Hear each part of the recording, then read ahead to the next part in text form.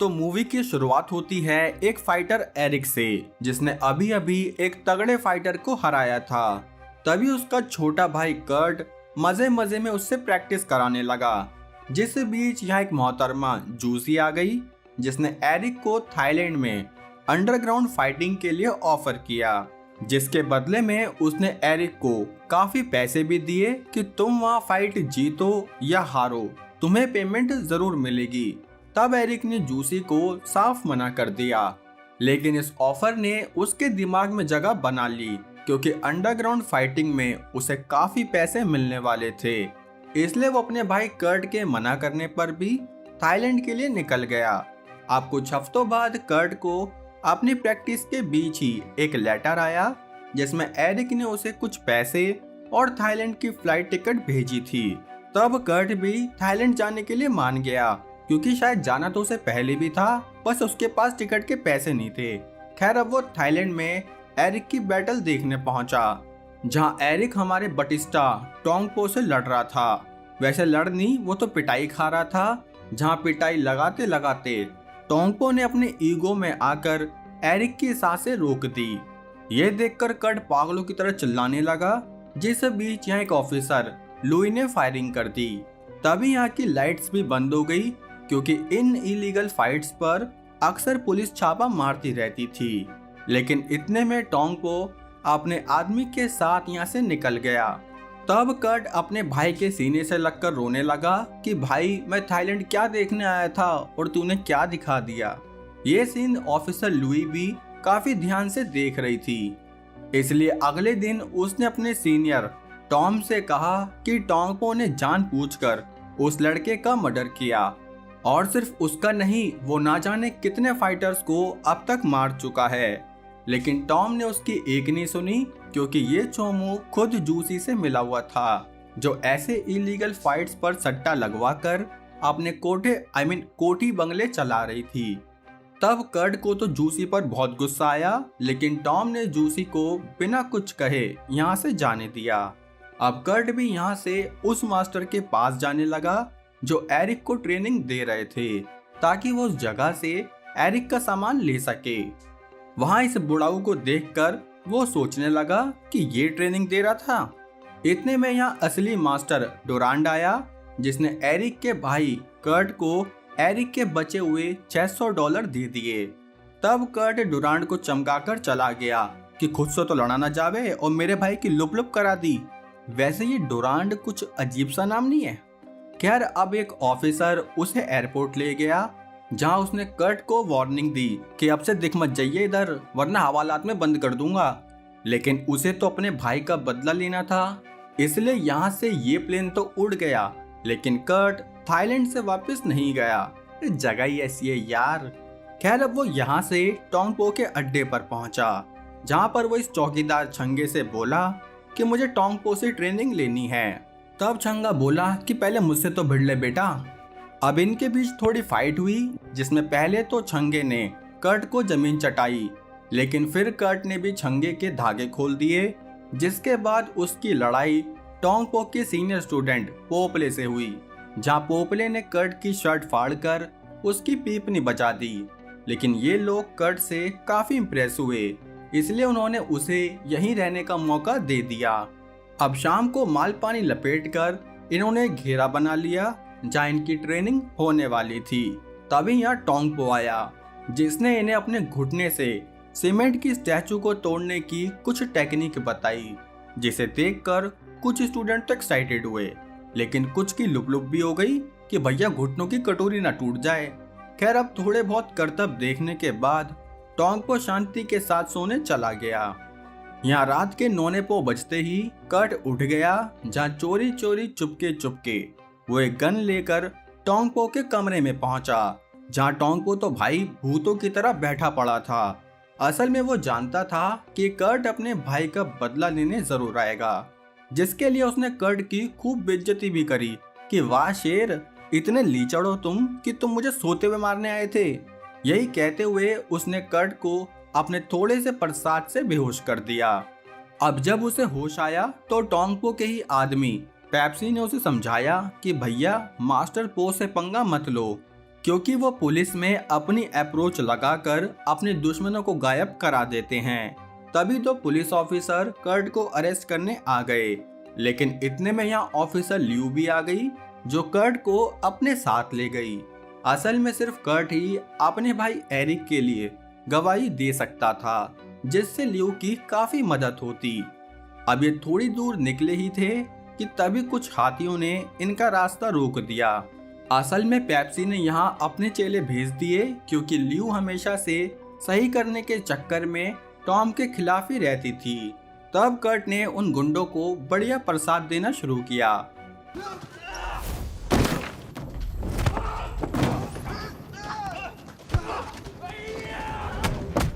और प्रसाद देगा भी क्यों नहीं, क्यूटी लियू को भी तो इम्प्रेस करना है।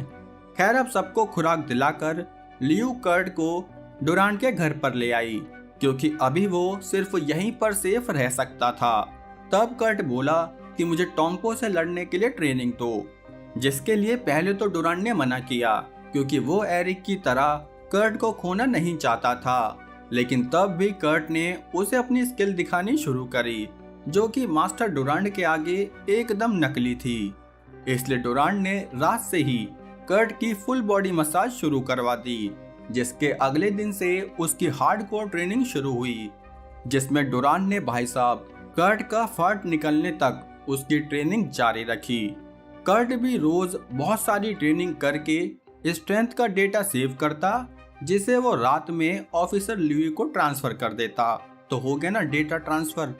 खैर अब धीरे धीरे उसकी स्ट्रेंथ बननी शुरू हो गई, जिसे चेक करने डुरांट कर्ट को एक एरिना में लेकर आया जहां उसका दोस्त मास्टर जोसेफ ट्रेनिंग देता था।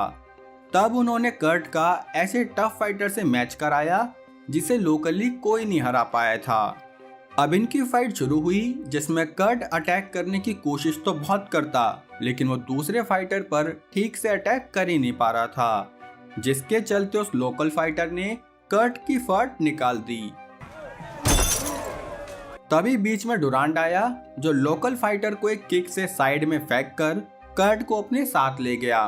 अगली सुबह लियू ने उसे मना किया कि तुम्हें सेंटर को छोड़कर कहीं नहीं जाना, और ये कहकर वो खुद यहाँ से चली गई। खैर तभी यहाँ टोंगपो का चौकीदार छंग आया, जो बोला कि टोंगपो ने मुझे अपने सेंटर से निकाल दिया, लेकिन उसे डुरांट की ट्रेनिंग पर भी पूरा भरोसा नहीं था।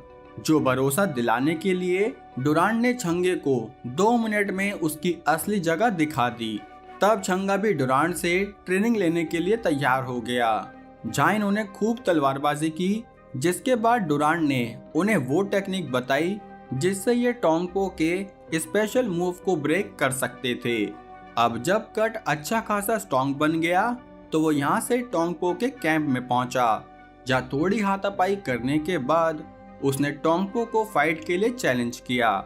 लेकिन उससे पहले कर्ट का सामना पोपले से हुआ, जिसे कर्ट ने बड़ी फुर्ती में मार गिराया। तभी टोंगपो ने अपना एक और चेला भेजा, जिसने पहले तो कर्ट की खटिया खड़ी कर दी, लेकिन जल्दी कर्ट ने उसे भी बिछा दिया। जिसके बाद टोंगपो ने पेप्सी से कहकर फाइट का वो चैलेंज एक्सेप्ट कर ही लिया। लेकिन उनकी ये सारी बात पुलिस भी सुन रही थी, जिससे लियू को पता चल गया कि कर्ट टोंगपो से लड़ने वाला है। असल में पुलिस ने पहले ही कर्ट की बॉडी में एक साउंड बगिंग सिस्टम लगा दिया था। साथ ही इन्हें यह भी पता चला कि इन सारी फाइट्स को इलीगल फाइट्स को जूसी ही ऑफिसर टॉम के थ्रू स्पॉन्सर करती है।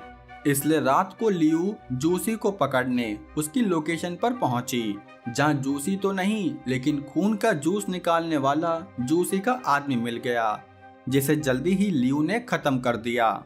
यहाँ अगले दिन जब ये दोनों ध्यान लगा रहे थे, तभी लियू ने आकर इन दोनों को अरेस्ट करवा दिया, क्योंकि वो नहीं चाहती थी कि फाइट में टोंगपो कर्ट की पॉम पॉम बजा दे। लेकिन कर्ट को तो लड़ना था, इसलिए उन्होंने एक प्लान बनाया कि देखो, जब किसी ऑफिसर को डुरांट के साथ कर्ट नहीं मिलेगा तो वो उसे ढूंढने या देखने अंदर जरूर आएगा, और तभी ये उस पर अटैक करके ठीक वैसे ही भाग जाएंगे जैसे कुछ मेरे दोस्त चैनल सब्सक्राइब किए बिना ही भाग जाते हैं। खैर अब इन्होंने यहाँ खूब तोड़ा फाड़ी मचा दी, जिसके बाद ये दोनों बैटरी रिक्शा में बैठकर टोंगपो से लड़ने पहुंच गए, जहां पर ये जूसी मैडम भी ऑलरेडी मौजूद थी। तब टोंगपो के चेले पेप्सी ने सबको बताया कि यहाँ 3 राउंड्स होंगे, जिसमें पहले राउंड में सिर्फ हाथों का इस्तेमाल होगा, वैसे नहीं लड़ाई के लिए।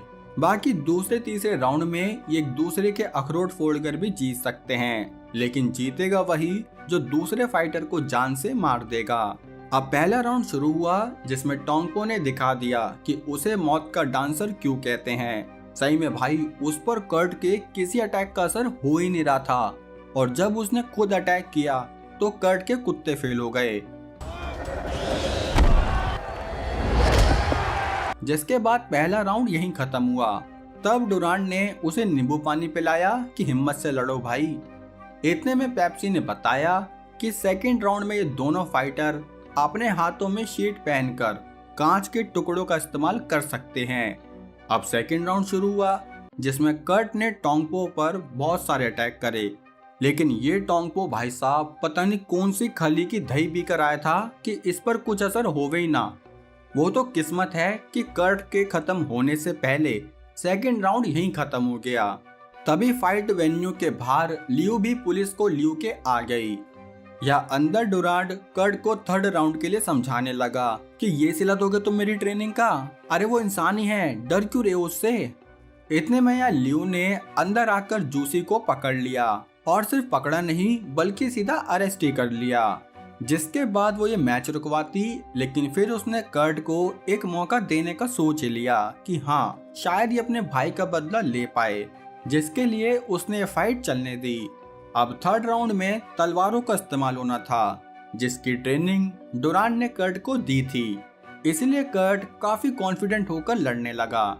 लेकिन ये कॉन्फिडेंस देखकर टोंगपो ने जल्दी ही उसकी तलवारें गिरा दी, जिसके बाद उसने हाथों से ही लड़ाई शुरू करी, जहाँ उसने फाइट के बीच में अपना स्पेशल सबमिशन मूव लगा दिया, जिससे कि कर्ट को अपने भाई एरिक की आलू पूड़ी याद आ गई। खैर अब उसने इस लॉक से निकलने की काफी प्रैक्टिस की थी, इसलिए वो जैसे तैसे टोंगपो के चंगुल से बच निकला। जिसके बाद तो भैया उसमें ऐसा कॉन्फिडेंस आया कि उसने दे दनादन हमले शुरू कर दिए, जिससे कि टोंगपो की पोपो होने लगी। अब उसने देखा कि टोंगपो नहीं लड़ पाएगा, तो वो यहाँ से उसे बिना मारे जाने लगा। लेकिन तभी टोंगपो ने उस पर तलवार से हमला किया, जिससे कर्ट तो बच गया, लेकिन अब उसने वो तलवार टोंगपो को ही शगुन में गिफ्ट कर दी, जिससे कि टोंगपो का चैप्टर यहीं क्लोज हुआ। और अगले दिन लियू अपनी जॉब छोड़कर कर्ट के साथ अमेरिका चली गई। लेकिन आप अमेरिका जाने से पहले कमेंट में पिन लिंक से हमारे दूसरे चैनल द एक्सप्लेनर्स कल्ट 2.0 को सब्सक्राइब कर लो, क्योंकि कल ठीक 8 बजे मैं उस पर हमारे डॉनली भैया की न्यू मूवी एक्सप्लेनेशन डाल दूंगा। अब चलो आज के शाउट आउट देखें। जहाँ एंग्री भाई को शाउट आउट नहीं दिया तो वो सुपारी लेकर आ जाएंगे। भाई सुपारी की जगह खट्टी डोफे ले आओ यार, उसकी ज्यादा जरूरत है। भिंडर भाई कह रहे हैं नो फार्मर नो फूड।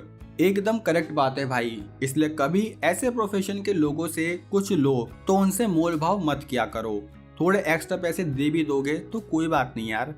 नैनवन भाई कह रहे हैं कि मैंने दूसरे चैनल पर वीडियो नहीं डाली। भाई वीडियो तो मैंने डाली थी, लेकिन ये यूट्यूब टेंशन मत लो, कल 8 बजे तक मिल जाएगी। डीके बॉस कह रहे हैं कि मैंने हॉरर मूवी को भी कॉमेडी बना दिया। भाई मेरी कोशिश रहती है दिल से कि अगर आप मेरी वीडियो देखकर जा रहे हो ना तो आप खुश होकर जाओ, वरना सच बता रहा हूँ सिर्फ व्यूज और पैसे के लिए होता ना तो मैं रोज कॉपी पेस्ट करके आपको एक वीडियो दे देता, जिससे मेरे व्यूज तो आ रहे होते लेकिन शायद आप दिल से खुश ना हो रहे होते। खैर मनप्रीत भाई को भी शाउट आउट डन। अब इस वीडियो पर अपना प्यार दिखाओ, साथ ही सब्सक्राइब बटन को थोड़ा ज्यादा प्यार दिखाओ। बाकी हम मिलेंगे हमारी अगली वीडियो में, तब तक के लिए जय हिंद मेरे दोस्तों।